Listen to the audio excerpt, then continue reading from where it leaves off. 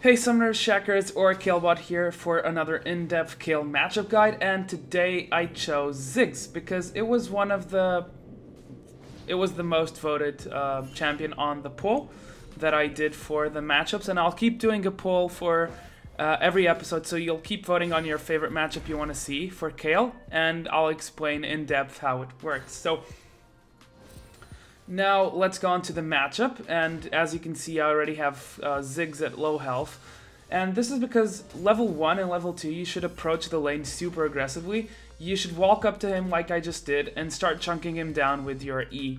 You should also try to get the level 2 before him, because this is when you win the lane, because after some levels he can keep his distance, he can spam his bombs, and you can't really get to him, and he becomes really difficult to kill. So level 1 and 2 to be played super aggressively. I've already forced, I think, both potions off from him, and we're only at the 3-minute mark, so a pretty good job by me. Sorry about that, that's an invade going on that side. And yeah, after level 4 you'll start noticing that he starts getting stronger. So he has a range advantage over you, and this is because he has immense poke. So if you haven't gotten a kill versus him yet, it'll be hard to do so after level 4. So right here we have the invade going wrong. The Lee Sin top died to Riven, and I catch Ziggs here, and he didn't have flash because of an invade we did, and I'm just gonna fight him. So right here I flash the Ziggs mines just to get him, and flash ignite him. He doesn't have any chance. He did have barrier, and you should look always at the summoner spells that a Ziggs has, because sometimes they actually run ignite, which is a mistake versus someone like Kayle. They really need the barrier. So yeah, you should take that into account, because knowing the summoner spell is important. So remember that he also has more or less 50 range advantage in terms of auto attacks, so you need to step forward to do some damage. And also, versus him, you should always go for short burst. And this is because in prolonged fights he'll start winning, because he can throw his bombs. If you don't move, he'll put the Hextech minefield right below you, and you'll get damage from it. So always go for short trade. So right here you see me short trading, and then just dodging out his skills. And then we poked him a bit. I'm kind of out of mana, so I'm just gonna farm for now, because I know I can't kill him again unless I have my unless I have mana for my rotation. So just gonna farm up here, get my level 6.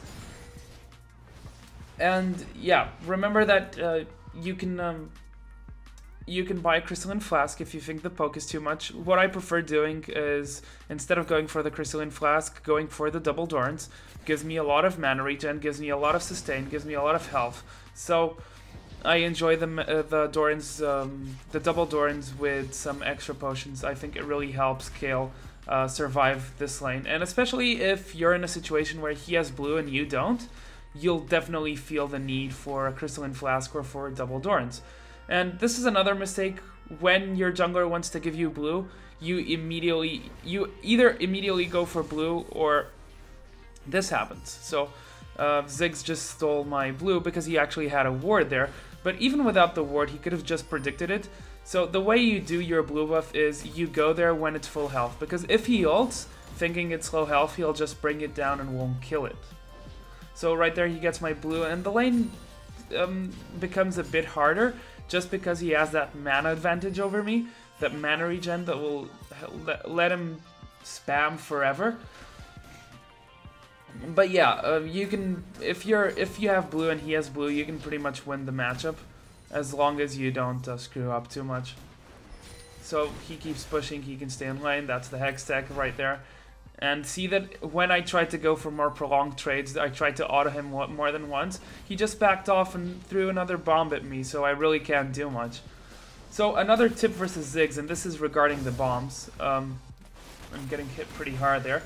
Never stay close to your minions, because Ziggs' main form of damage is his Q-bomb, which is also AoE. But by moving away from the minions, you'll force him to choose. So he either harasses you, or he either pushes the lane. Of course, you can also do this on purpose. You can stand near your minions, so he actually pushes the lane, and this will allow your jungler to get a gank off more ease. So you see here the mines are really annoying because they stay up for 10 seconds. And he's zoning me pretty hard until I actually flash in. I get the kill. He completely failed his ultimate. I think he wanted to put his rubber ducky down on the floor so he could run, but I think he accidentally ulted to nowhere, so that was a shame. Good for me though. So I'm going back 2 kills. I'm keeping up. I'm actually ahead in farm, so I'm doing pretty well, which is also very important as Kayle. Also, a final tip for this matchup would be to look at Ziggs' hands. Now, Ziggs' main way of trading is to use a mix of bombs and empowered auto attacks, and try to trade when he doesn't actually have his passive up. So you can check this by either looking at his hands, which will be usually glowing, or by looking at his champion portrait. So right here we steal his blue, so I get one back at him. Pretty good. And we do get a dragon, I believe. And right now the lane is pretty much won. I mean, I'm 2-0. Ziggs tried to roam bottom and ended up dying. Ziggs roaming isn't exactly the best thing that Ziggs does. I mean, he's good at providing support from a distance, but not so good at ganking, because he can just get turned around if the enemy jungler is there. So, yeah, so I wanted to show the hands. So let's pause it right here. And let's look at Ziggs. See those hands glowing greenish? In some skins it's easier to see than this one. But yeah, his hands are glowing, and now they're not glowing anymore. And you can also see that, let me speed this up. There we go. He has that champion portrait saying short fuse. Ziggs' next basic attack will deal bonus magic damage. So pay attention to that and try to not trade when he has that up. Instead, wait for him to waste it on minions, and after he uses it on minions, you can actually trade with ease. If he doesn't have that auto attack up, you can probably win. So right there, Wukong gets a bit cocky, but this lane was pretty much over from the moment I got the first kill. If you are behind, as I said, buy the double Dorans, buy the flask if you need it, let him push, he'll eventually take the turret down, but try not to die much and try to keep up in farm. It's not an easy matchup for Kayle. I'd consider it to be something like a 7, I guess. Yeah, probably a 7 or an 8, depending on the Ziggs. If it's a good Ziggs can definitely be like an 8 out of 10. Pretty hard. And client lag there. And here I go for the kill, so I actually miss a Mumu. Yeah, I miss a Mumu. But we do get to kill this guy. Or do we? Oh, we do. And I think no, I actually did not kill Karma. But yeah, as you can see, this game is pretty much won. Ziggs matchup, easy peasy. If you play aggressive and if you win your lane early, you'll be able to win this lane.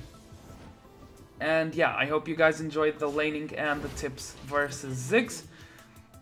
There will be a poll in the description featuring Orianna, Ahri, and Katarina, so vote for your favorite and I'll choose the next one for the next episode. So see you guys in the Rift. Shakarez signing out.